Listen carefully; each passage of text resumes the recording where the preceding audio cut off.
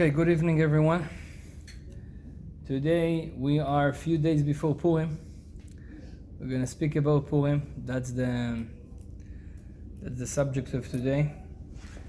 That's the topic. B'ezrat Hashem, we're going to briefly go through a few interesting points, practical points, some of the story of the Megillah, what can we study from the Megillah, what we do on Purim, how powerful is that day, what's so special about that day, what is this holiday? It sounds like a very strange holiday. We put costumes and we drink wine, get drunk even, and this doesn't sound Jewish a little bit for some people. And we have to explain that, why we do those things. And there's a lot of secrets in this holiday. It says in the holy books that Purim, it's a holiday that's going to stay forever. It's going to stay and just become bigger and bigger, and not like the other holidays that we have, which are going to be cancelled when Mashiach is coming. That's what it says in the Midrash, but it's not completely cancelled. It's just going to be less. We're going to be less focused on them. So they're going to still be, because in Hebrew when you say mitbatlim, in English it's going to be translated cancelled, but it's not really cancelled. Mitbatel, it means become small, become not important as. When Mashiach is going to come, we're going to have holidays, different holidays, because the world is going to, the mission is going to change.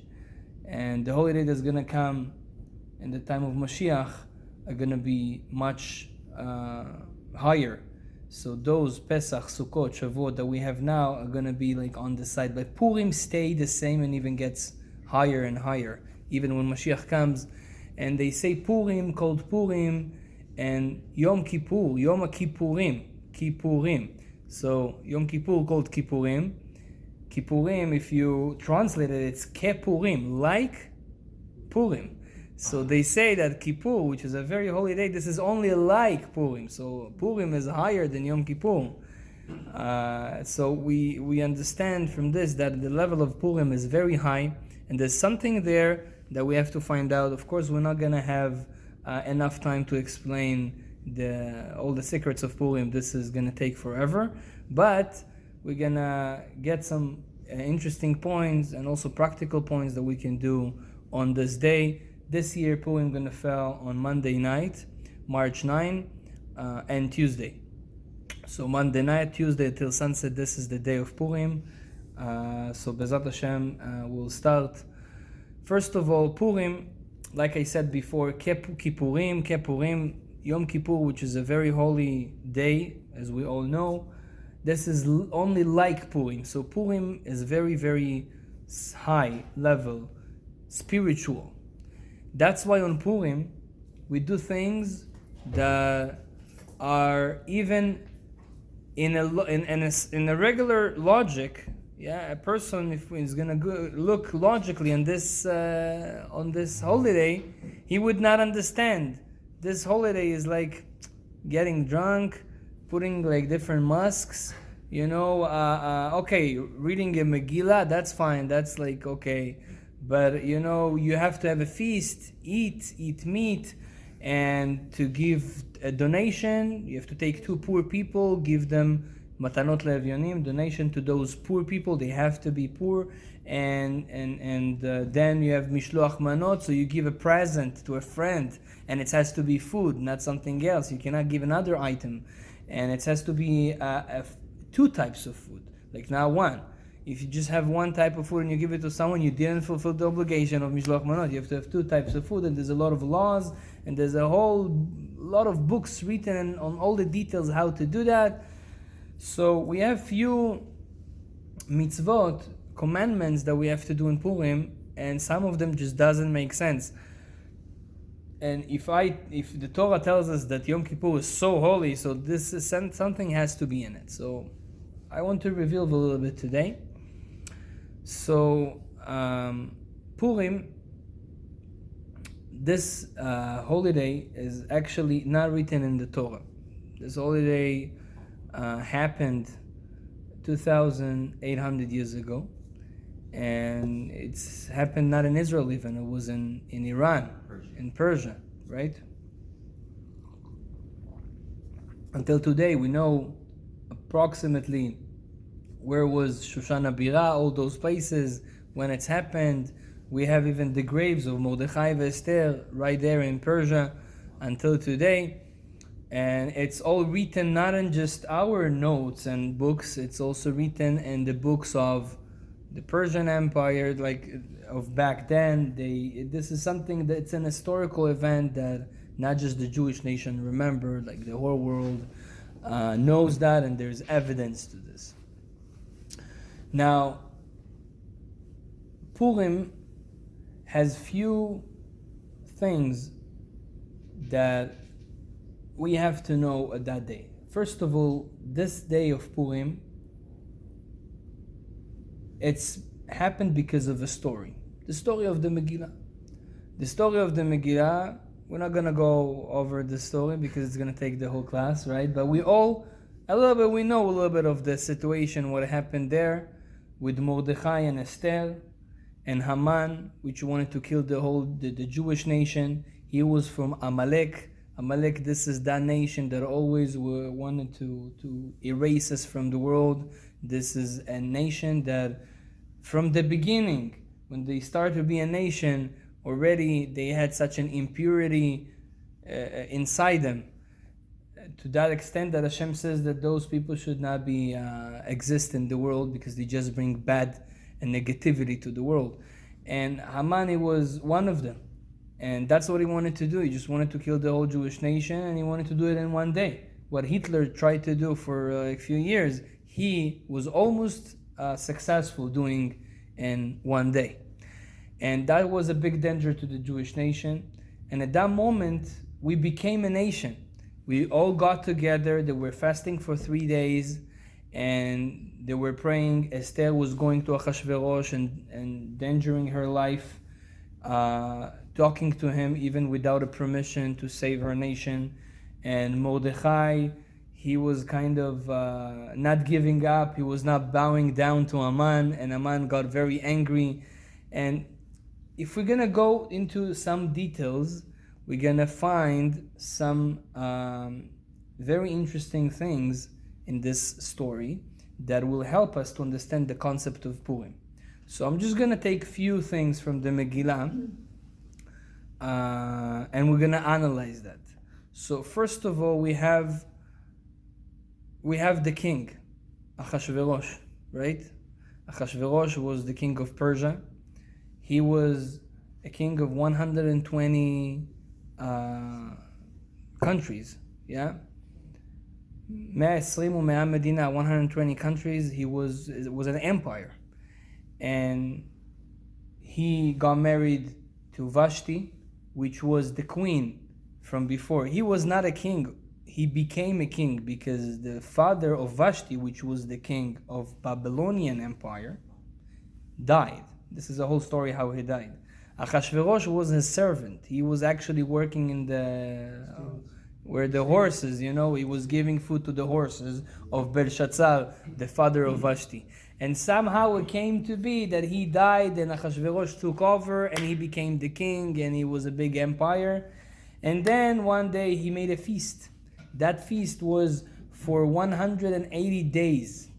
And our rabbis tell us the reason of that feast was because he also was also an anti-Semitic. Yeah, he didn't like Jews. And the Babylonians, they destroyed the first temple 70 years ago. So after they destroyed it, they took all the treasure, all the golden things that were in the temple, which were pure gold. It says that King Solomon, every gold he used for the temple, it was a gold that he cleaned that gold 7 times. So it was a clean gold, was almost not exist in the world. And he took all the treasure, Nebuchadnezzar, the one that destroyed the temple, and it passed to Belshazzar. the other king, and Belshazzar died, and Achashverosh took over, and he took everything. And it was known that in our books, and I assume that also the non-Jews, Achashverosh and all the kings, they knew that the exile of the Jewish nation is going to be only for 70 years. All the prophets were talking about that. When the 70 year came, Achashverosh was very happy, because basically he said, oh, so all your prophecies are wrong. You're still in my place. You're not coming back to Israel. And that's why he made a feast, because he knows that now this treasure is mine, and the Jewish nation is mine, and nobody's going to go back. But he had a mistake. They didn't count, and instead of count 70 years, they count 69. And actually, the year after that, we came back to Israel and we built the second temple. But he thought that that's it, and everybody thought that that's it. The Jews are wrong. And he made a feast, and then he made a feast of 7 days on Shushan, the place where he was located. And that feast that he did in Shushan Abirah, they did it for 7 days, and he invited everyone, and the Jews as well. And Mordechai, as one of the leaders of the Jewish nation, said to everyone, don't go to that feast. Even though Achashverosh did everything kosher, everything was completely kosher, and he kind of respect the Jews, whatever they need, but Mordechai knew that Achashverosh will use the tools or the cutlery of the temple. And he even wore the dress of the Kohen HaGadol, the big Kohen, Achashverosh himself. So he made fun of, like, hey, that's it, I'm the new Kohen Gadol. And Mordechai, he knew that that's what's going to happen. And he told the Jewish nation, don't be a part of it. But they said, listen, if we're not going to come, there's going to be a whole balagan, there's going to, hate us more and stuff like that. They didn't listen to the leader. And it says in the holy books that more than 18,000 Jews came to that feast. Of course, they were there for 6 days because the 7th day was Shabbat. And it now was a regular Shabbat. It was a Shabbat that fell on Yom Kippur. So all the Jews for sure didn't go to the last day. And the last day was, after you drink for 7 days, the last day you're completely drunk because that's the last day and it's Shabbat, So that's what happened to Achashverosh. He got completely drunk and then he called Vashti. The Jews were not there that day. It was Yom Kippur. And he called Vashti, and he told Vashti, I want you to come, but, I want them, we are arguing who is the most beautiful lady. If the Persian girls are the most beautiful, or the French girls are the most beautiful, that's what they were arguing about, Achashverosh and his friends, ministers. And then he says, no, my wife, she's Babylonian, she's the most beautiful. And he said, I'm going to prove it to you. So he told her to come. But the way he told her to come was really, really not modest. He wanted her to come without clothes at all, to show that she's really pretty. And she, it seems like she didn't have a problem to come, but at that day, of course, Hashem did that. She had 2 things. One, her face was full of, those pimples, yeah. And they said that also there was something extra skin coming out of one of her place in the back. So she was it was kind of like a tail, and she was embarrassed, so she didn't go. And Achashverosh said, okay, that's it. So if she says no to me, call her again. So they called her again, and then she said to the guy, tell Achashverosh that I'm the boss and not he is the boss. And tell him that he should not forget where he came from. He was the servant of my father. He was, cleaning the horses. And when she said that to him, he got very angry, and he was plus drunk. So he just commanded to kill her. And she was killed that day. And now he needs to take another lady. He can't stay without a wife. And it happens to be that they forced Esther to come, and she was the one getting married to Achashverosh.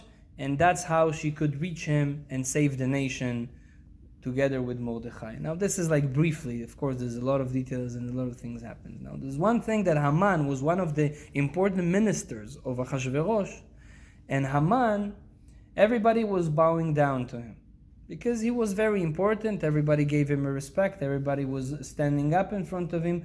Only one person didn't stand up, didn't do nothing, didn't bow down. This is Mordechai. Mordechai was completely ignoring Haman, and Haman was getting angry more and more and more and more. He just couldn't. He said, "I don't want just to kill a Mordechai. I just want to kill all the Jewish nation. Just hate the Jews." And then we know how the whole story happened. That everything flipped over, and that tree that Haman was doing for Mordechai to be hanged on, at the end of the day, Haman was hanged on that tree. Now there's a few questions here. First of all, why did Mordechai didn't bow down? Like all the other Jews, they did. Even the rabbis at that generation. Right? Because there's no problem of bowing down, because you're not idol worshipping, you're just giving a respect. In Persia of that time, giving a respect, it's bowing down like this. Even until today, in some places, we do have this. Yeah. Yeah. India. Right. So what's your problem? This is a kind of respect. And you know what? Mordechai, you also putting all the Jews in danger because he has a lot of power. And if you make him like mad, so you kind of, you're the leader, and that's not nice. We can get in danger because of that. But Mordechai didn't listen to anyone. He was doing that. And the question is why he was so stubborn, not bowing down to Haman. It says in the holy books that everything what happens with us in this life, it's a process of the past life. And Mordechai is just continue the mission that he didn't finish. And Haman also wants to continue the mission that he didn't finish. It says that Haman and Mordechai, it's basically Yaakov and Esav. Those two brothers of Yitzchak, they were completely different. They come back to this world to fix something and to end something that they didn't. But we know that the tribe of Amalek, they came from Esav. The son of Esav, Eliphaz, he got married to one lady, Timnat, and together they had Amalek. So the grandson of Esav is Amalek, which Esav came from. But Haman, he was from Amalek, but he was actually the soul of Esav. He was his reincarnation. Now Yaakov did one problem. When in Parashat Vayishlach, it says in the Torah, when Yaakov came after 22 years of being in Haran, which was Iraq at that time, he ran away from his brother, right? And he got married, and he had children, and when he came back, he met his brother after 22 years.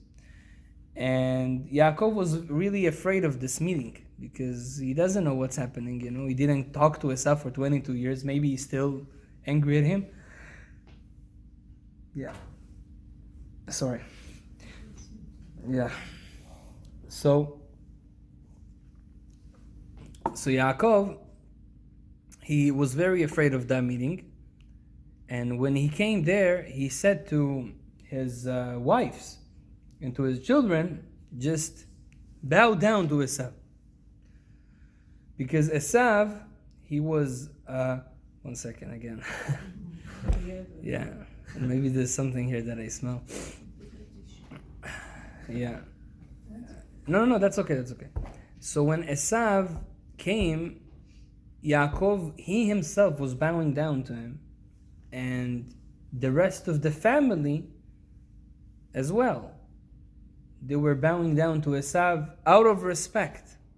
Now when you bow down to someone, it's kind of you give him the control. Like, That's right. I'm under you.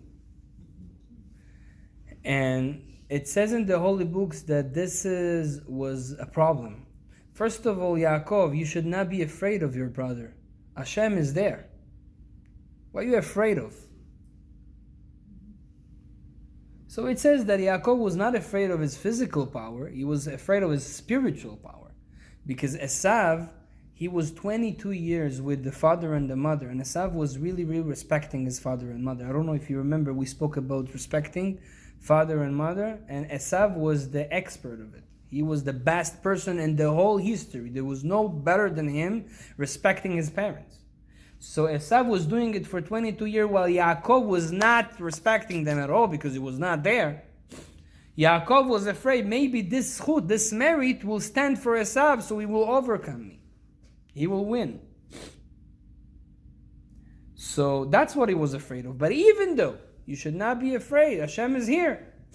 So he said, no, we have to look nice in his eyes. So we're going to bow down to him. And all his kids, he had 12 kids, 11 of his kids bowed down to him. There was only one that didn't bow down. Who was he? Binyamin, the last kid. Because Binyamin was in the womb of his mother at that time. He was not born yet. She was just pregnant at that time. And he didn't bow down. When we talk about Mordechai, it says Mordechai, he was the son. He was the descendant of Shaul. Ben Kish Ish Yemini. What's Shaul? Shaul was from Shevet Binyamin. Ish Yemini, from Binyamin. So he was a descendant of Binyamin. The only kid that didn't bow down to Esav, that was Binyamin, and Mordechai came from him. So Mordechai says, if I'm going to bow down to him, that's it. We are completely going to be over his control. Because he felt it in his soul. So he couldn't bow down to Haman. And it says that Haman and Mordechai, they were kind of fighting, right? He didn't want to bow down to him. He wanted to kill him. And at the end of the day, we had a miracle. That everything flipped over. So it says that on Purim, that day, that was basically need to be the worst day for the Jewish nation. Right? If this is what something would happen, if what Aman wanted to do for now, this day of Purim needed to be like Tisha B'Av, like a very bad day. But everything flipped over. V'na'afochu. And that's why on Purim, that's the simple explanation, we do things that are the opposite of the logic. Anything that looks weird. Everything that is not logical. Because if we go in a logical way, that's what he should kill us.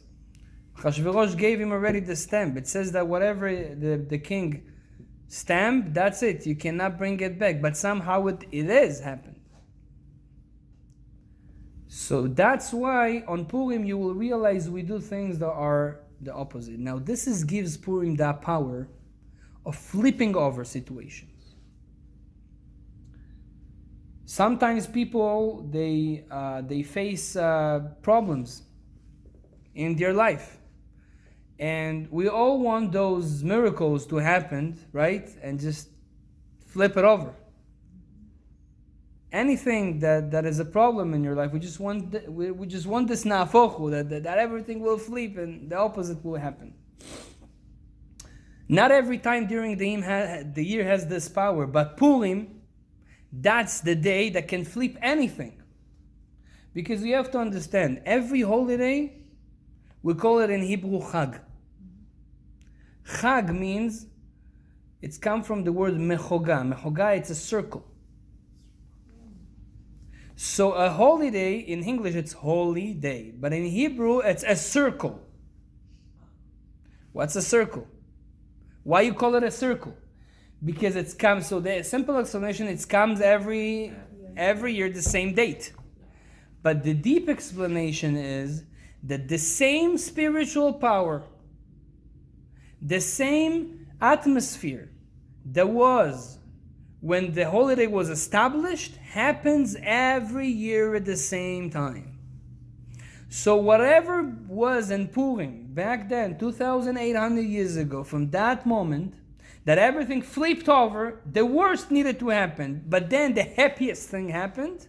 That's every year comes back this atmosphere, this energy at that date.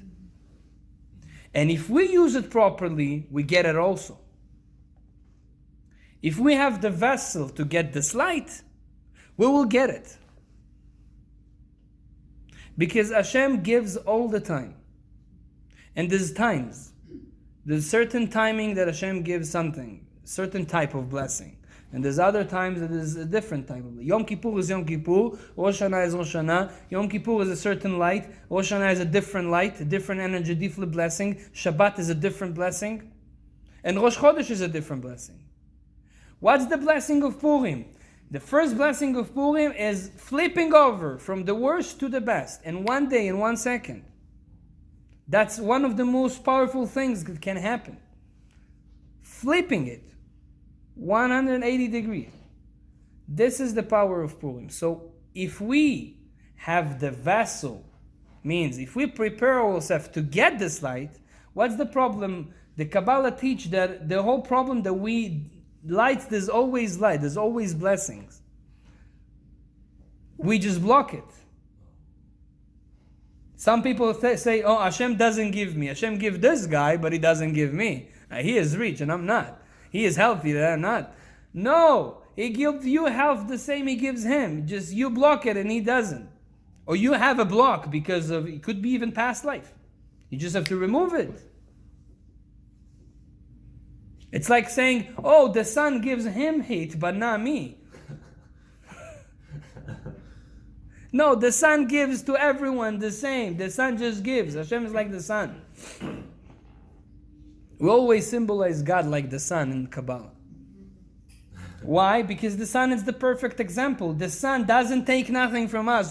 Do you affect the sun? No. Do you give something to her? No. To eat? No. No. You don't give nothing. The sun even doesn't care that you're here or not. Like the sun is the sun. In the center of the sun, there's 50 million degrees. You know what's that? 15 million. Wow, I'm afraid to say it. Scary. Like I remember being in Israel, 40 degrees, and you're in a black car. You can't breathe. 40 degrees. What's 15 million degrees? So the sun always gives light, always gives warmth. But you can block yourself. You can just close the window. And then say, oh, I don't have sun. That's what we saying basically. So what's the problem? Okay, find out where are you closing the window? Where the window is closed. So you don't get the heat of the sun. You don't get the light of the sun. That's all. Really, really, if you know this rule, you can solve any problem in your life, even health problems. You know, people, now this coronavirus, everybody's getting crazy about it. much crazy. Like, I'm telling you the truth, I'm even not afraid. Why? My wife tells me when we come home, wash the hands. They say 20 seconds, not less than that. You have to wash your hands 20 seconds. If it's less than 20 seconds, you can get the disease. I said, what is this? Like, don't go there, don't go. I understand. We have to do some, put some effort to stay healthy. That's right. But, virus, okay? It's a normal thing. You know how much viruses there is here? Tons. It's a normal thing. The problem is not in the virus. The problem is that we don't know how to treat it. That's right. We're not healthy. What we eat, what we feel, what we do. Right? If you will keep our immunization system properly, any virus cannot do nothing to you because your body heals itself. That's right. Your soul heals itself. Just don't block it. It says when Hashem created the world, He told Adam, the first person, He told him, I created everything for you. Just make sure you don't ruin nothing. So, no, this is very deep what Hashem said. I created everything works automatically. Look at the world, it's perfect. Everything grows automatically. The grass grows, then freeze, then this, then comes again back the next year. We don't need you. You just don't ruin it. Don't block it. That's it. And even for that, it's a hard time for us to not block. We're just blocking and blocking and blocking again and again and again. And that's what we suffer. And then we say, oh, Hashem doesn't love me. No, of course He loves you. He loves you more than you love yourself. You just block yourself from the sun. You want to hide. You don't know how to do it. Go ask. Go learn about that. But that's a big secret of life. So that's what happens on Purim. On Purim, you have such a blessing that comes to the world at that day that can flip everything over. Even if you are in a very, very, very low place in your life. Emotionally, physically, financially, doesn't matter. You can, on Purim, with the blessing of Purim, just flip over everything to be in the highest place. How you get that? You need a vessel to get the light. How we create a vessel? That's why we do the mitzvot of Purim. What those mitzvot, commandments that Hashem told us to do on Purim, why do we need it for? Why do I need to go and find two poor people and give them $10 each minimum? Why on Purim I have an obligation? The reason you have an obligation, because I don't know if you remember the last class that we did on addictions, but it's every class that I give has a certain connection to the other class, so it's better to watch them also. We spoke about getting every enjoyment that we have in life is a light. It's a light, it's a godly light. If you enjoy something, now I really enjoyed this water today, I don't know why. Maybe because I didn't drink most of the day. But, she was giving, yeah, that's why.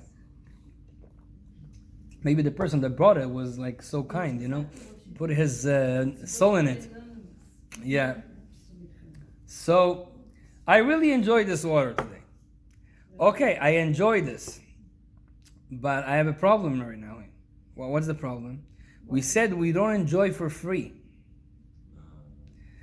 Nothing is for free, you remember? Hashem doesn't give any enjoyment for free. You have to deserve it. If you get enjoyments for free, those you enjoy, and then boom, the light goes away. You don't feel full of light. You feel emptiness after that. When you work hard and then you get something, right? So then this light will start. By the way, the light of this water will stay away. Why? Because I'm giving. I am giving. I'm working for this. Okay? Right. So, the power to get and the power to give. Two powers in the world, right? The power to get, if we just get to get, that's bad. That's a light that comes and goes and then leaves you empty after. And then where all mental problems come.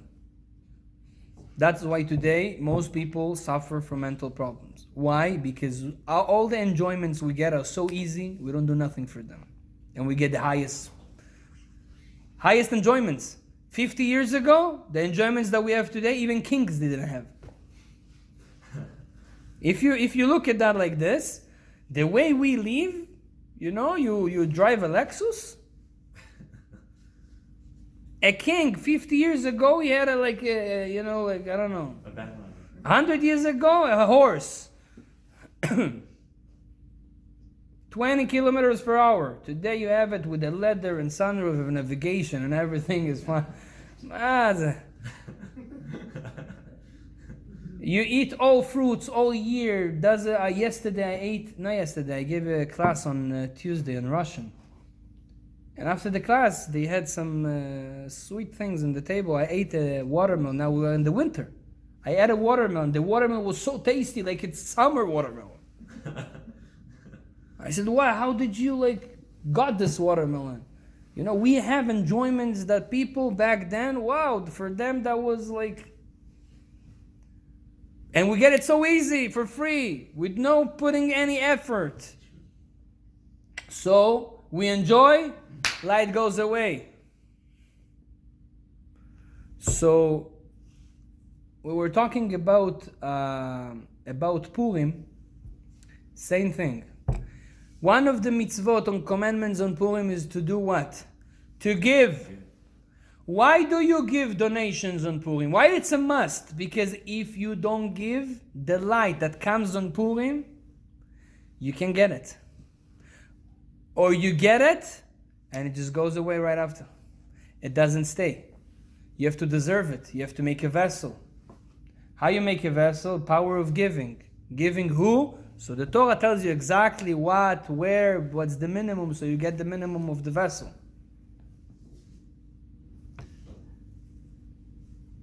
Another thing is reading the Megillah. If you pay attention when we read the Megillah, we open all the Megillah and then we read it. Why do we need to open all of that? Just open the part now, then go to the... Why do we open everything from the beginning? And it should stay open. Why is that?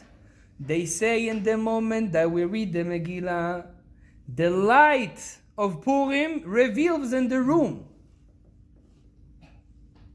Now we don't have spiritual eyes, unfortunately. We have to work on it.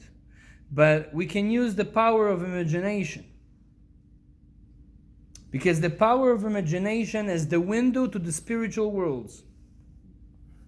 By the way, I'm taking, I told you I'm taking medical courses now. So now we study hypnosis. Yeah. So this is super interesting. Super interesting. Yeah. Bezat Hashem, next week I'm going to be a hypnotist. Yeah, but why do I study that? Because I was studying up until 3 hours ago. That's why I'm so tired. Because I'm studying Torah and this one also. And I kind of combine both of them. And I was telling the teacher, he knows that I'm studying Kabbalah. He actually comes to study. I teach them this and he teaches me that. So it's like both ways. But I was amazed as everything he said was exactly written in Hebrew in our books thousands of years ago. Exactly how the brain is. Everything is in our mind. So to do hypnosis, you need to use the power of imagination. And actually, the subconscious mind doesn't understand the difference between reality and imagination. The subconscious mind, it doesn't have this thing. For him, imagination is reality, reality is imagination. It's the same. And we can make even a very small test to test it. If you're gonna close your eyes right now, even without closing your eyes, you can just imagine that you have a piece of lemon right here, and you take a knife. Try to imagine it, and you cut the piece of lemon, and then you take this sliced lemon, and you put this juice of that lemon in your. What do you feel now? It's good. Mama, do you have a lemon here? There's no lemons here. So how come you felt that? Because the subconscious mind, which is in charge of your feelings, doesn't distinguish between reality and imagination. I'll tell you more than that. A few days ago, I was cutting a pineapple to my son. He likes pineapples. I said it once, right? And I I'm cutting the pineapple and I feel that sour of the pineapple in my, and it was even more sour than when I ate the pineapple. Like the imagination was so high, more than the, and it also happens, a man and a woman, a lady and that they go out and they imagine what's gonna be. Like how they're gonna, I don't know, go to travel somewhere together tomorrow. Just by imagining it, you enjoy more than actually going there tomorrow. It's gonna rain. Right? The imagination is more like, you imagine why that's gonna be this so exciting when you go to say, okay, fine. I mean, the imagination was more, was better. It's so powerful. So we can use the power. Cheaper. So hypnosis, but what it does, and it's perfect. We heal people. Like this class, I was talking to someone. He had back pain just by taking him without putting him in hypnosis yet. Just by taking him to imagine that this pain becomes small and this became pain change color, different techniques that we have, and get some Kabbalah into it, because there's certain names that if you imagine those names at the place where it's pain, it's gonna relieve the pain. That's it, no pain. And the guy tells you in the beginning the pain was like from 1 to 10, it was 8. After few minutes, it became 0. Wow. I didn't touch his body. How come? Power of mind. Everything is here. So that's the power of imagination. So how do we know what's the reality? The Torah tells us the reality. The reality, when you open the Megillah, there's a big light coming in. What is this light? That's the big secret. That's the light of the soul of Mordechai. Mordechai was a big soul. It was a huge soul. He was Yaakov. Now, we don't have the opportunity to connect to such a big soul in the daily life. But on Purim, his soul reveals in the world. And his reality of this tzaddik at that day comes to the world, where we read the Megillah at that place. So you can connect yourself with this big, huge spiritual soul of Mordechai.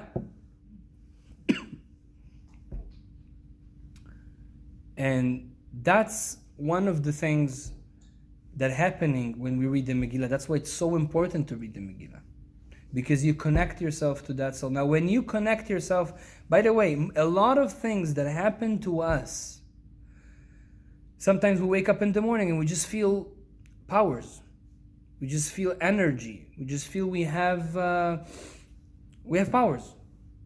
Sometimes during the day, something happens and you just got powers. You want to do holy things. You want to do mitzvot. You want to do good stuff.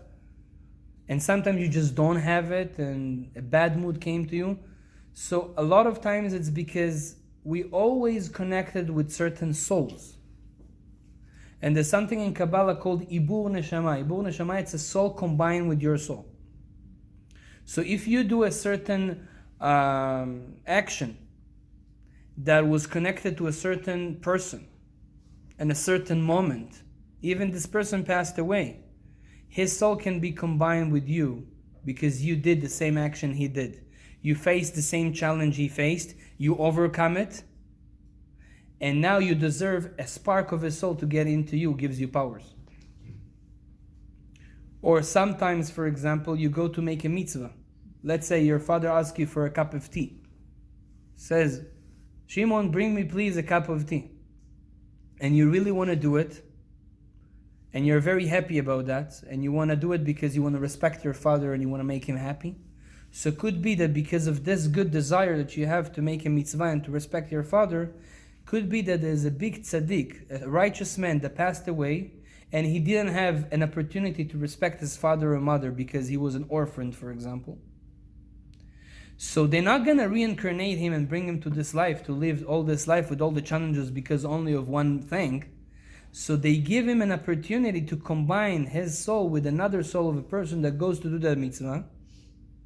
And at the same moment before you go to make a cup of tea to your father, this soul of that righteous person, boom, comes to you. And you get superpowers.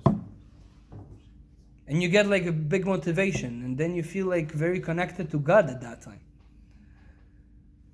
And this soul stays with you, this spark. It's not the whole soul, it's a spark from that soul. Stays with you until the next time you get angry. Yeah. Because when you get angry, all those sparks goes away. That's why getting angry, that's the worst thing you can do in your life. So is it every mitzvah you do, There's certain sparks. For example, if you do achnasat orchim, if you go and do hospitality, yeah, you have now an opportunity. There's a family, they don't know where to go on Shabbat, and you want to host them in your house, and you're so excited about that, and you want to do it the best way you can. And you're trying so much, buying all the food, giving a place to sleep, and everything, and the best way you can. And you're really, really passionate about that. So most likely, because you do it on a very high level, a spark of Avraham Avinu can get inside you at that moment. Because Avraham Avinu, he was the master of hospitality. You understand?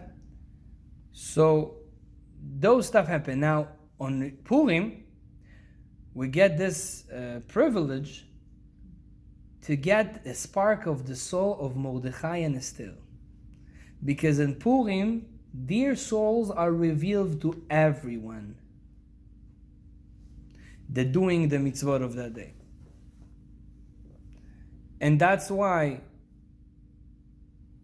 usually when we read the Megillah, that comes in the morning after reading the Megillah and eating the meal of Purim, which should be with meat. There's a big secret to eat meat and not chicken, actual meat, either beef or veal or lamb, on Purim morning, from the morning to sunset.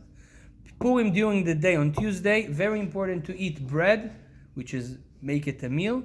And if you can add any, you can just take a pastrama, I don't know, like, those salamis and whatever, put it in, or do a shish kebab, do whatever you want.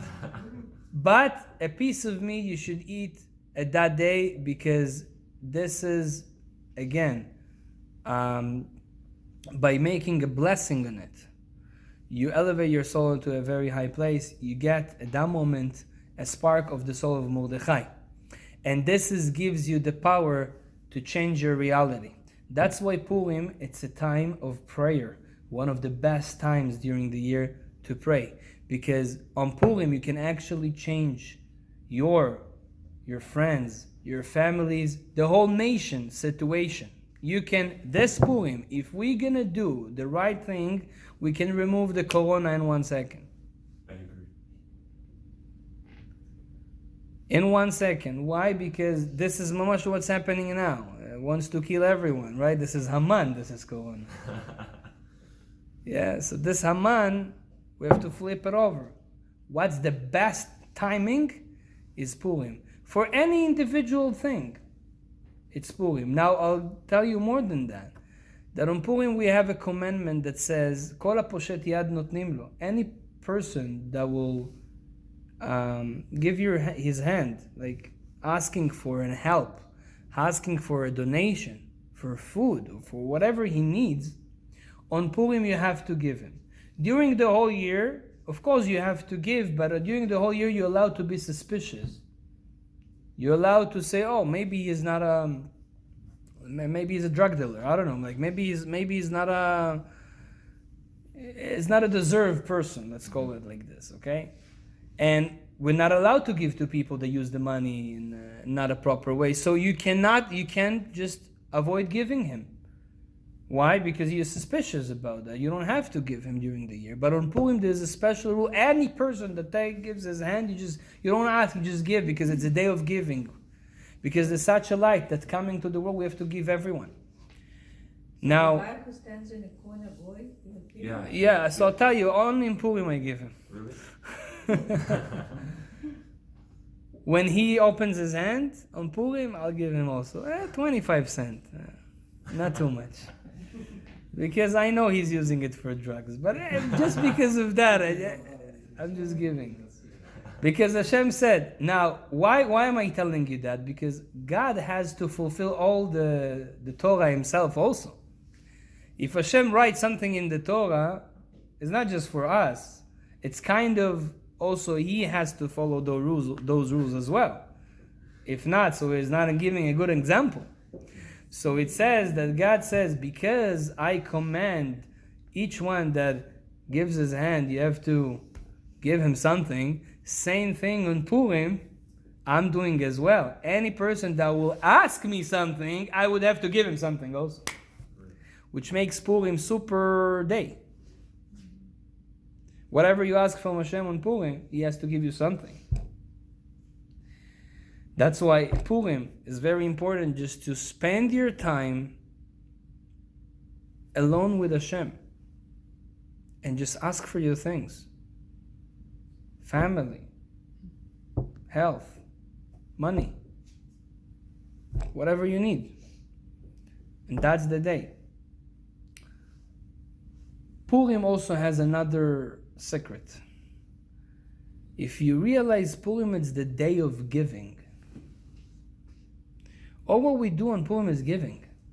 You give money to poor people, you give mishloach manot, you give food to your friend, right? We give to any person that opens his hand. We just give and give and give on Purim. It's a day of giving. And why it's a day of giving?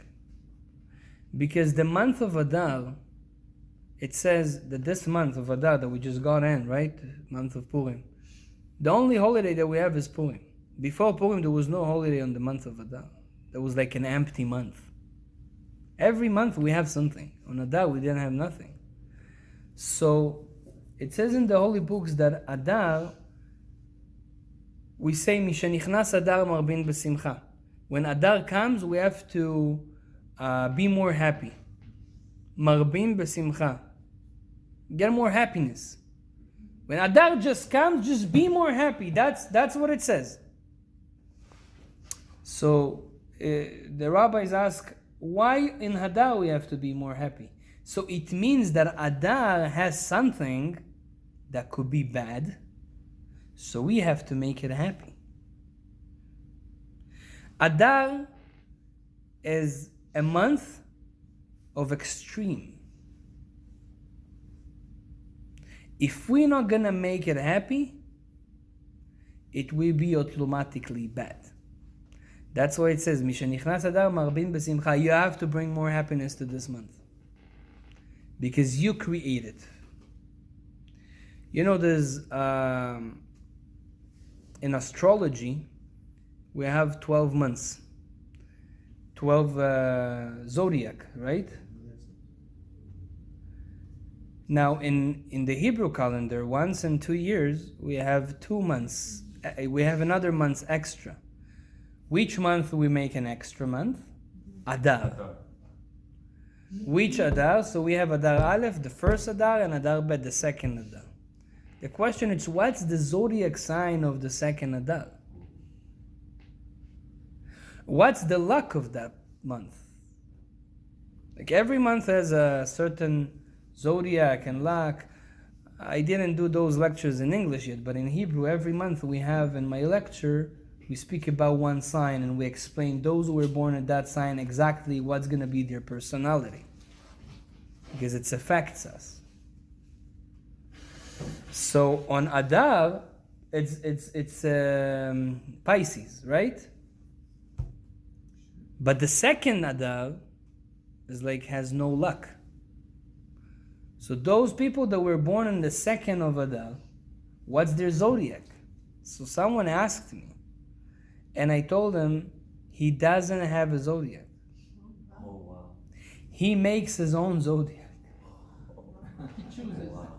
Why? Because Adar has such a power of you make it. It all goes by your actions, how you behave.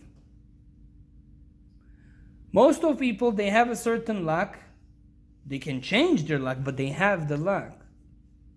Adar Bet, you make the luck. You can change it from one side to another side to another side every year. You make it. And basically every Jew has it. We have this power of making our luck. That's a right that we affect by the zodiac. That's right. But we have this opportunity of doing things. It's all in our control. And that's what that's what Purim comes to tell us.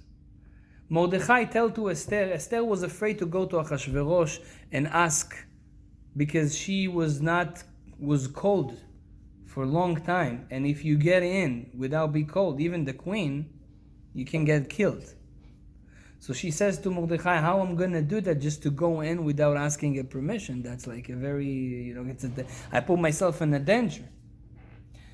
So Mordechai says, if you're not going to do that, we will somehow, the miracle will happen without you. But you going to be destroyed. Means you decide either to do it.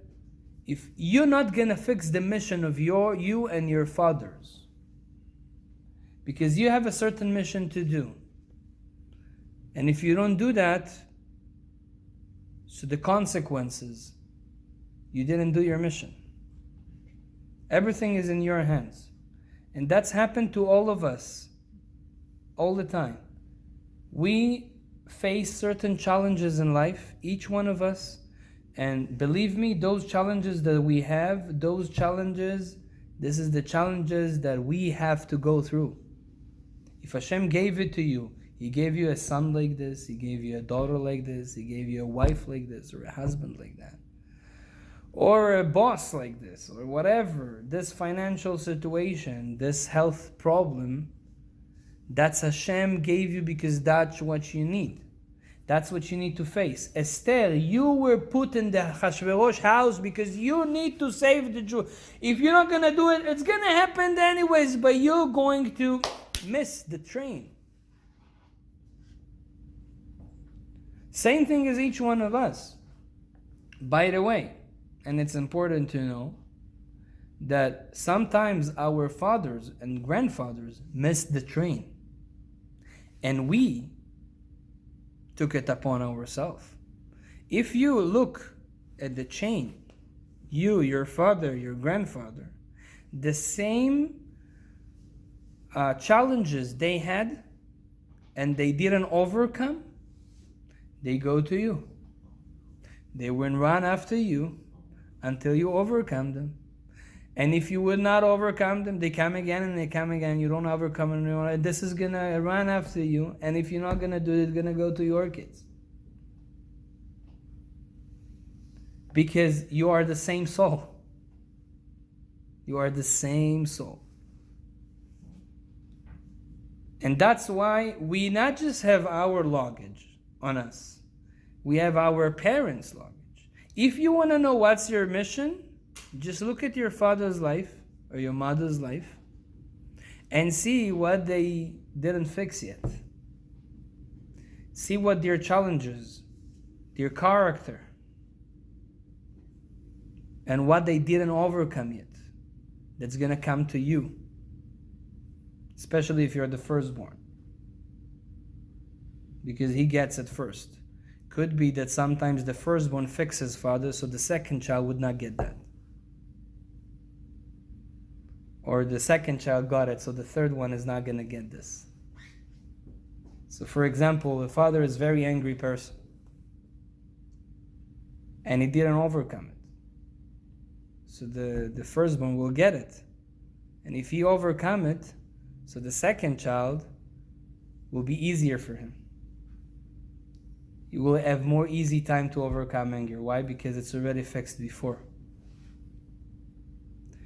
So each one has his individual. Like Esther. Esther, you need to do this. This is your mission. If you want to run away, you will run away. But you didn't fix your mission, it's going to come again.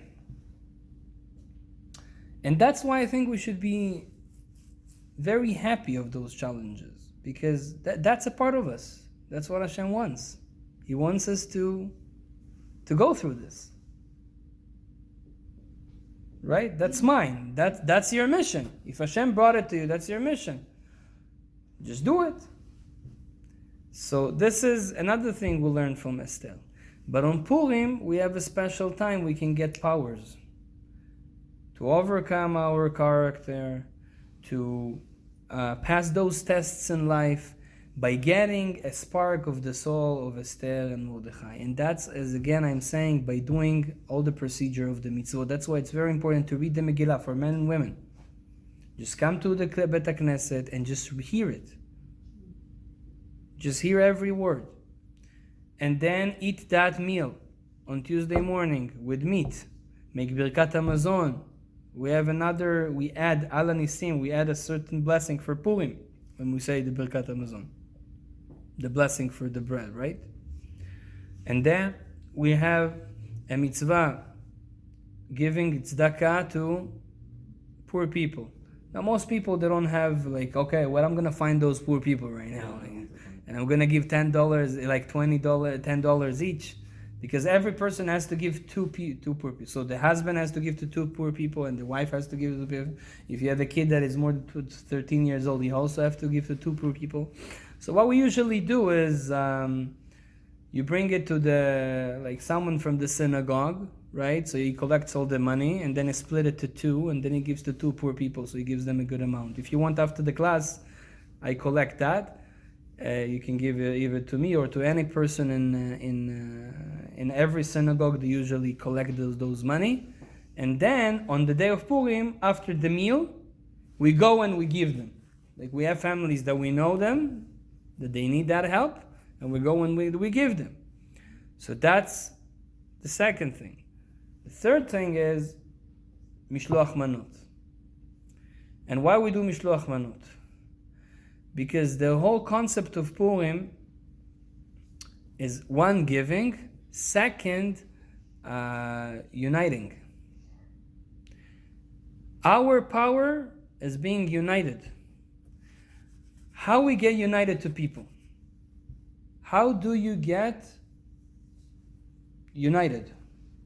The way to do it is by giving. If you want to be one with someone, be close to someone, to love someone, the only way you can love someone is to give him. Look, who loves more?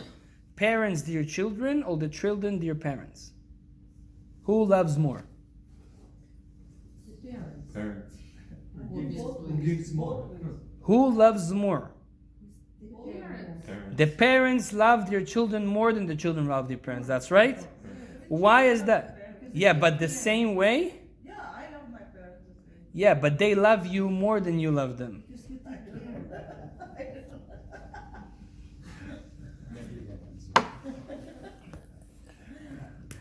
You know why? Because your parents gave you more than you gave them. There's people that they love their dog so much. I saw a person coming to me, Rabbi, my dog died. Can I say Kaddish on him? Oh my gosh. He was serious. That's crazy. He says, listen, it was a soul, it was my soul. Like I connected to him. He wanted to bury him, like mamash. I don't know if saying Shiva, but he was like, why? So no, live the halachic, yeah. But I'm talking about the feeling, and he's right. You know why? Because he gave this dog so much, so he's connected to him. The more you give to, by the way, if you hate someone and you just want to stop hating him, just start to give him something.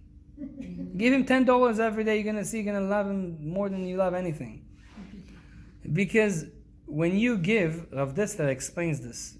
When you give someone, so anything you give him, it's a spark of your soul. So you give him yourself, another spark of your soul, another spark of your soul, another spark of your soul. Now, the one that we love the most is ourselves. And because now I am in him, so because I love myself, now I love him. You understand the logic? That's how it works. So the more you give someone, the more you love him. On Purim, we need to get united. How can we get united? What, to make a party and says, hey guys, let's start be united? No, that's not going to help. Be united, it's only when you give someone, you feel your spark goes to him and that's it. Now you're connected. You gave him this, bread with a drink, a sandwich with a drink. You gave it to him, so you got a little bit of you in him. And if everybody does it, so we all get united, really united. And that's our power. That's the power of public. When people are united, they have a big power. That's why when you pray alone and when you pray in a minyan, when there's a group of people, that's a lot more powerful. Okay? There's other small details and secrets that we do on Purim that I don't know if we have time to go through them. For sure, those who comes to my... Sorry, drinking, you said that you'll explain. Oh, right. Why do we have to drink? Why do we have to drink? Okay, that's a whole lecture. Oh, But, oh my no, god. I'm serious, that's a whole lecture. Oh my god. Wine on Purim. And so on Purim it says in Shulchan Aruch, the book of laws, that you have to drink and you have to get drunk. Now this is weird because Judaism is against drinking. Now we're not like Muslims that we prohibit that, right? But we against drinking because drinking is just running away from yourself. That's right. Now, Purim, the reason we drink, it's not because we want to run away from ourselves. No. It's the opposite. We want to get deep inside ourselves. Because drinking can do both things. It depends what's your intention. Sometimes there's certain things, certain powers that we have inside that we cannot reveal them consciously. We cannot reveal them consciously. So sometimes when you are in a high level of spirituality and you drink, the drinking kind of, we can call it even shut off the nerve system a little bit, because that's what it does. And then you feel your soul more. So then you can reach even higher levels. That's why if you go to a righteous person home and on Purim, when he drinks, you're gonna hear him telling you the biggest secrets in the world. Yeah. That's why it says Nichnas yain yatsa sod. When the wine comes in, the secret comes out. Yain, the numerical value of wine, it's Yud, Yud, Nun. Yud is 10, Yud is 10, so 20, Nun is 50, so it's 70. Sod, secret, Samech is 60, Vav is 6, Dalet is 4, it's also 70. So wine and secret has the same numerical value. Wow. Because when the wine can get you to the highest level of secret. How much should we drink? Okay, so one second. Now, I'm talking about people that their inside is so high. Basically, what you do when you drink wine, so you shut down the nerve system, the physical and the spiritual, the inside comes out. Now, when your inside is black, okay, and you drink, so all the bad things of you coming out. That's why you see drunk people, they do stupid things. Why? Because inside, that's what are there. That's where are they. It says in the Torah, when you date a girl, or a girl dates a guy, and she wants to really know who is he, she should give him to drink. Why? Oh my gosh. Why? Because when he drinks, his inside coming out. Wow. His real inside, does he confused? Does he doesn't know what he's doing? That he, his reactions. So, Or hypnotize him. that's I'm not sure about that. Okay, so now this is one explanation. the other explanation that the Shulchan Aruch says so first of all, according to this, not everybody should drink. Only those people that know that inside they have something. I mean, they are holy. You are in a high level, and on Purim you need to get even higher. So okay, you can't because you're too physical. So drink a little bit and then you're gonna go high. But if you are in a very low level, listen, don't do it. Because you're just gonna harm other people. Okay? So this rule was given to righteous people. Now, second thing. The Torah says how much you should drink. Says Ad delo yada ben arur aman lebaruch mordechai. You have to drink to that extent that you cannot tell between Mordechai is blessed and Haman is cursed. It means that, so the simple explanation, I drink until I think that Haman maybe should be blessed also. So you think that you cannot tell. We usually say in the Megillah, Baruch Mordechai, Mordechai is blessed, Arur Aman, Aman is cursed, right? So you should drink to that extent that you're confused. Who should be blessed, who should be cursed? So this is to drink a lot, right? So that's just what's written in Shulchan Aruch. We have to understand the deepness of it. The deepness of it is, Arizal says, one of the great Kabbalists, he says the deepness of it is that every Haman, every bad thing, has a small spark of good in it. There's no completely bad. And now, but during the year, if we're gonna say that the bad is blessed, we give him powers to the bad side, to the evil forces. When you take something negative, let's say you say on someone that is cruel, that is good, by saying to someone that is good, you're giving him powers. So you give powers to the cruel side, to the bad forces. That's not allowed, that's not good. There's only one time a year that we allowed to take this spark of holiness, of goodness, out of the bad. You take it completely. This lonely spark of good that is inside the bad, that cannot come out, because you can't say good on the bad, can come out only when you're drunk. Because when you're drunk, you're not fully blessing it. You're saying it out of really conscious. You understand what I'm saying? It's very deep. And then on Purim, you say on Haman that he is Chaz v'shalom, blessed. Now I cannot say that because I'm conscious and it's not Purim. But on Purim, when you drink and you get to that extent that you understand that even Haman has this blessing. Even Haman is good. But this one you can understand only when you are unconscious. When you drink a little bit. Because if you're gonna be conscious, it says on the bed that is good, that's not good. That's you flip over everything. So that's another explanation why we drink on Purim to that extent. And again, Purim, I'm telling you, that's a holiday of tzaddikim, of righteous people. We just follow the rules and do and get some a little bit, But those who really understand what Purim is, they get those high levels of spirituality. And we can also reach them.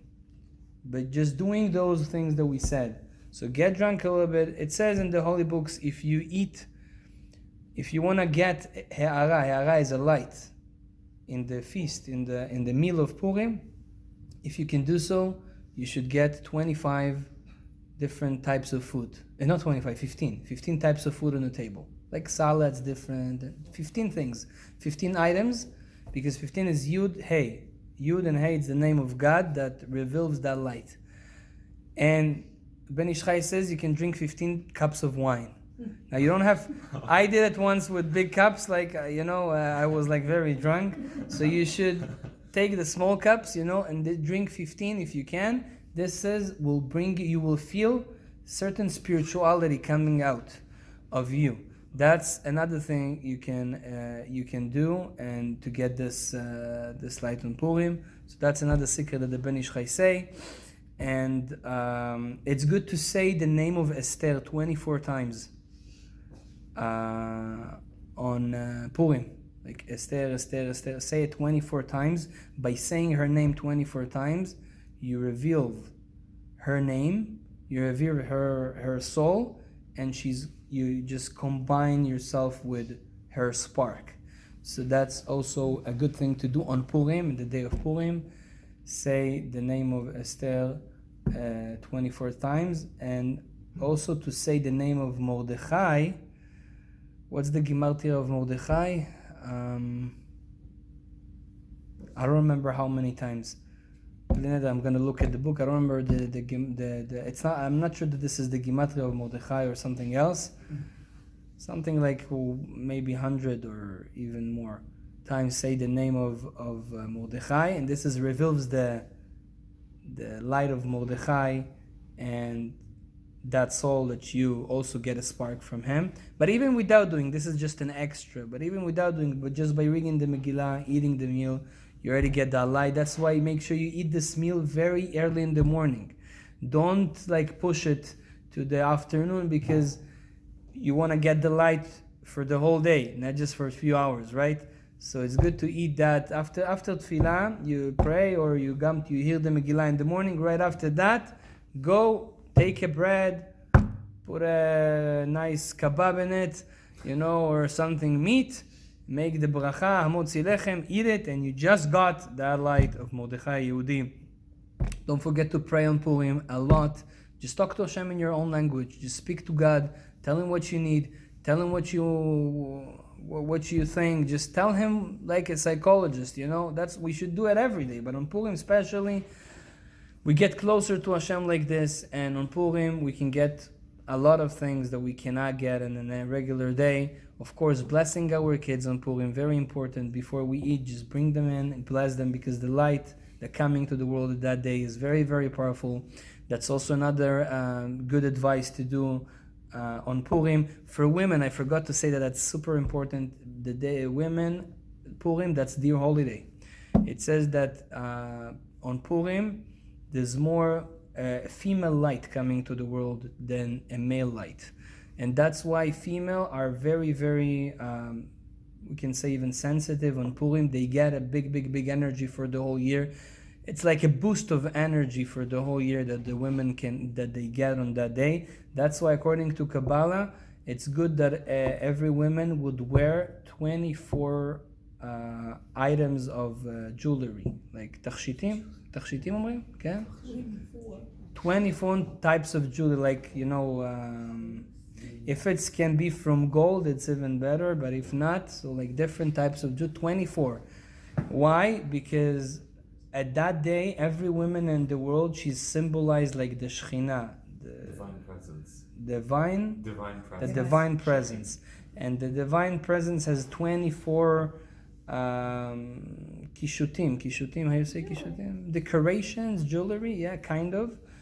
It's in spirituality. So when we do it in this world, that's affects the upper worlds and bring that energy back to us. So it says that every husband should buy his wife through the whole life 24 types of jewelry. That's also something that he needs to do, according to Kabbalah. But when she wears those 24 items on Purim, and she prays with that, and she's talking to God with this, she get a big, big boost of energy and light, something incredible that she doesn't get any other time of the year. And this is just good to do, and we should all wear on Purim very, very special clothes. So even if you put that 24 types of jewelry, if you don't put it for the whole day, because you're gonna be embarrassed to go with 24. Maybe if you can go with the whole day, that's perfect. But even if you don't go with the whole day of Purim with this, just put as much as you can, make yourself comfortable, wear nice clothes, like Shabbat clothes, and like as much as you can decorate yourself, let's call it like this. It's better because what we do in this world physically, this has spiritual meaning. And that's really helps to get that light, to get that energy, to get that blessing in that day. Okay? Any questions? Yeah. Please. Yeah. You said about the meal is for Tuesday. After the prayers you have the meal, the meat meal. Yeah. Okay? Can one have the chicken on the Monday? Yeah, you can have it on Monday night. The whole thing, again, you can eat chicken as well on Tuesday. There's no problem with eating chicken on Tuesday. Just with the chicken, if you can get a small piece of meat, that would be perfect. You don't have even, to cook something. Just take a salami, put it inside, and eat it. Okay, if someone vegetarian doesn't Oh, eat. that's a good point. Yeah, so if someone is vegetarian and he doesn't want to eat it, we would not force him to eat it, right? I mean, just don't eat it. It's not a must. It's not a must. If this doesn't make you, again, you have an opportunity. I understand you're vegetarian, and my wife is also vegan, so, but if you understand the spiritual concept behind it, that you do a big fixing to that animal and to yourself, you would want to eat that day, okay? I understand all if you're allergic to this, that's something else. But I would say to someone that is vegetarian and he doesn't want to support all what's happening, and I really respect that, and I think that some of that is very true.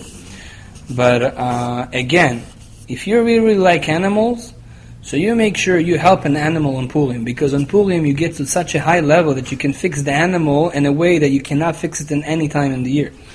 So you make sure you do this favor to that animal, unless she's going to be very mad at you. Okay? That's what I can tell to the vegetarians. Yeah. Which I really respect them, and kol hakavod to them. I really respect vegan, and I tell you, my wife is vegan, super vegan, like super duper vegan.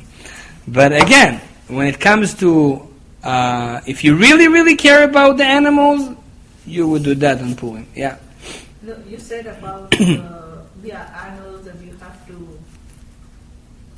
But what happens? Suppose the tzedakah you give only to human beings, or can we also give tzedakah to maybe dog shelter or something? Do we also get mitzvah if we give? No, on Purim you have to give to matanot le'evyonim. Mitzvah is only to poor people. For humans. Yeah, only to poor people. Now there's another thing called zecher le'machatzit shekel that we have on the month of Adar. It's a remembrance to the half of the shekel that we gave in the time of the temple as a donation to the temple that now we're doing every year. This one is today is like around $9-10. You can give more if you want, but that's how much is it. So we also give it in the month of Adar. This one can go to other cause. This one can go to like you said, anything that is spiritual, that is also to poor people as well. But the matanot le'evyonim has to go to poor people. So that's why each one, if we like a meal today, to eat a falafel, for example, with a Coke, is like $10. So you have to give an amount of a meal. So $10 to each one. So every person gives $20, which goes 10 to this, 10 to this. Every man and every woman, and that's how you fulfill that mitzvah. If you want, you can give it today. I have an envelope of matanot le'evyonim. On Purim, I go after the meal, right after I do the meal in the morning, I go in giving them all the money of all my community. So you can also give that. Or if you know those families yourself and you want to do it yourself, you can do it yourself as well. Individuals should give $20, or the family can give it. No. Each person. Individuals should give. Each individual should give at least $20. Some people give more for each one. There's some people, they say, I want to give 100. I want to give, the more you give, more blessing. But the obligation is this. And every individual from 13 or 12 for a girl and up. So for the kids, they don't have to do that.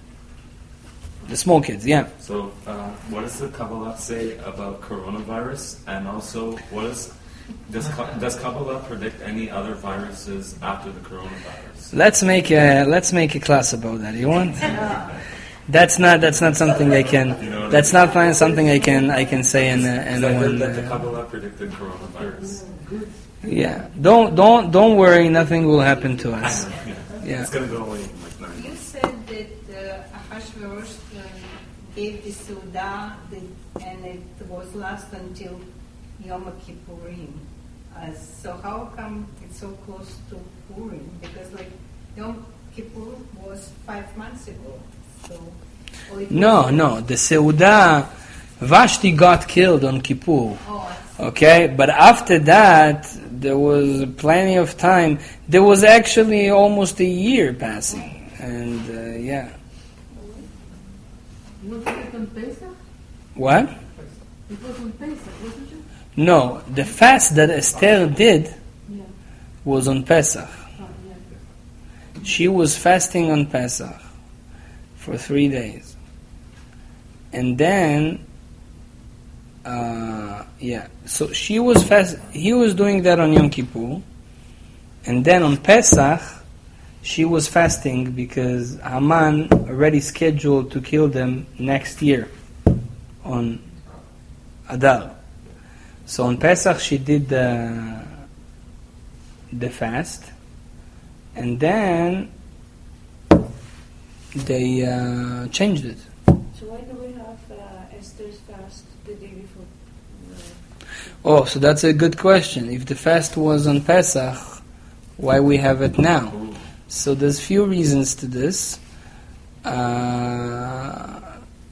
Kabbalistic reason behind that is because it's just a remembrance to the fast of her. And the reason we do it is because the Satan, the evil kind of, he can talk bad things about us on Purim. Because on Purim we basically, kind of doing whatever we want. We're like drinking and eating, and then the bad forces can say, look what the Jewish nation is doing. They're not doing their mission. They're like drinking, and so they don't do it. They don't do it because they want to really do it because Hashem's saying. They just want to do it because they want to enjoy life. So proving this, that we don't do it because we want to just enjoy, one day before we fast.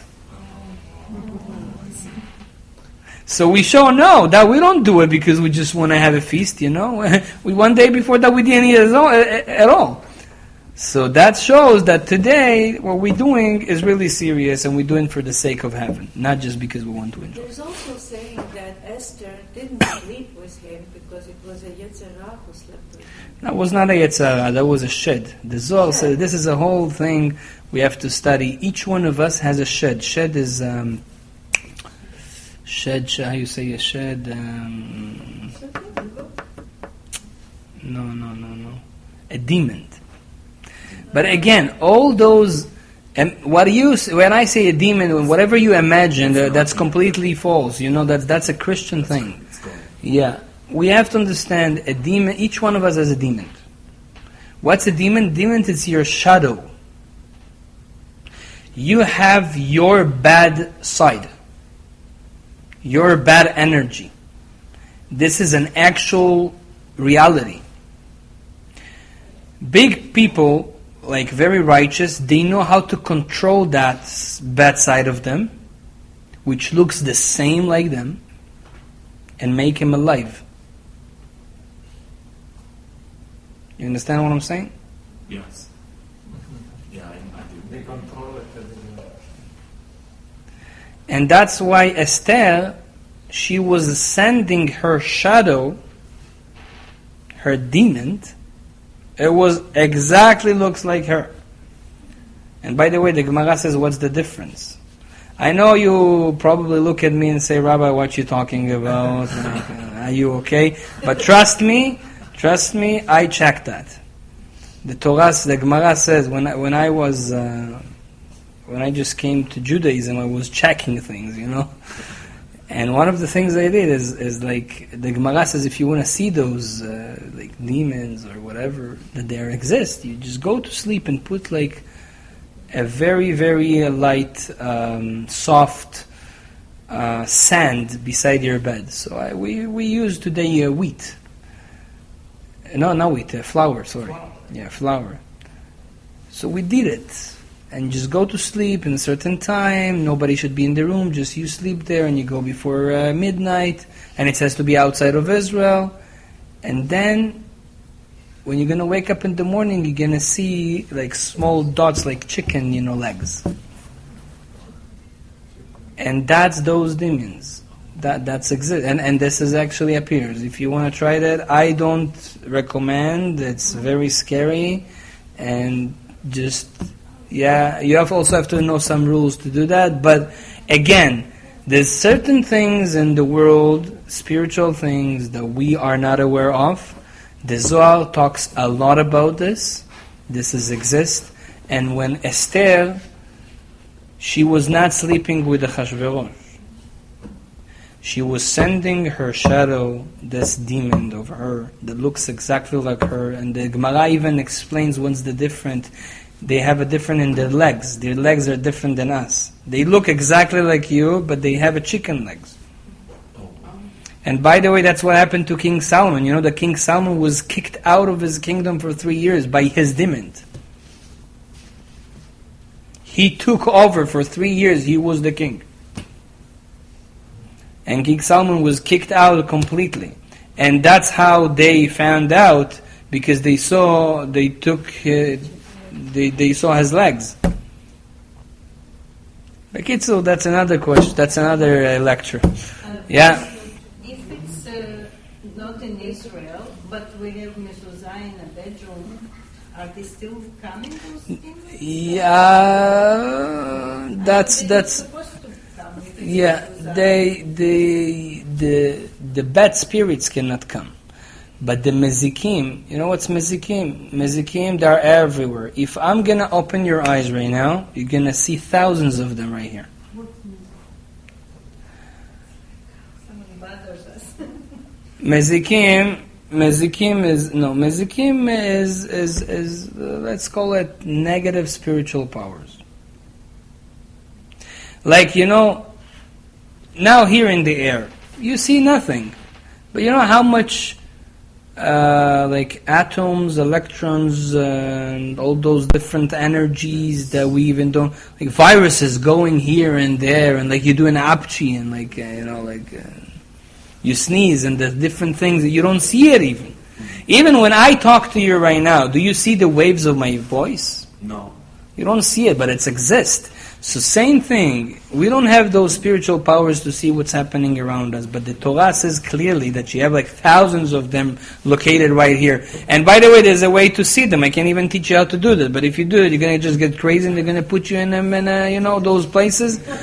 I can tell you right now how to do that, and you can try it at home. I mean, I have a friend, he did it. He lives in Mexico, and until today he's in that hospital. He's not coming out of this. He did what? He did. The Gemara says you can put something on your eyes and you can see everything. And but the Gemara doesn't recommend to do that, because if you do that, there's no way back. And it says actually a story about one of the rabbis 2,000 years ago that he did it and he just became crazy, and that the whole rabbis 40 days were praying for him, so he healed, Baruch Hashem. But today I don't know if they're going to do that for you, so just don't try it. Well, let's say if it's for example, viruses, like to see if viruses are going to be contaminated. Like for protection, let's say you want to protect yourself from the... Don't worry, protect yourself as everything is in your mind. Rabbi, what about some psychics? They can see. They can see that. Yeah. What does Judaism say about the Mercury retrograde? I didn't get that. It's like in the astrology, like they say that right now, these 2 weeks, it's like very bad time to make decisions because one of the planets or the moon, something is moving backwards. Do you ever heard about this? Like, so it's a special time now. They say it's not a good time to make decisions because of where the planet Mercury is. Don't listen to them. So that they